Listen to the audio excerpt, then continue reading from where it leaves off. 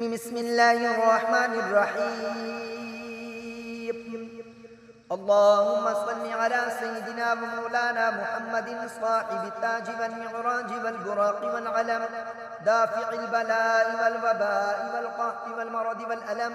اسمه مكتوب مرفوع مشفوع منقوش في اللوح والقلم. سيد العرب والعجم، جسمه مقدس معطر مطهر منور في البيت والحرم. شمس الضحى بدر الدجى صدر العلا نور الهدى كافي الورى مصباح الظلم، جميل الشجم شفيع الأمم صاحب الجود والكرم.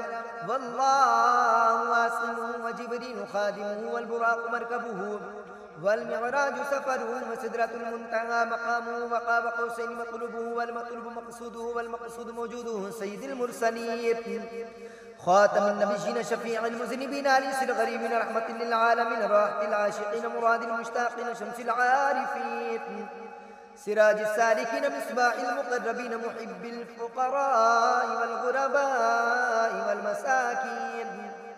سيد الثقلين نبي الحرمين إمام القبلتين وسيلتنا في الدارين صاحب قام قوسين محبوب رب المشرقين ورب المغربين.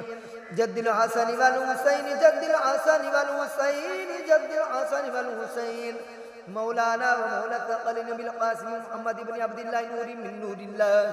يا أيها المشتاقون بنور جماله بلغ الأولى بكماله، كشف الدجى بجماله حسنت جميع خصاله. صلوا عليه وآله وأصحابه وسلموا تسليما كثيرا كثيرا كثيرا.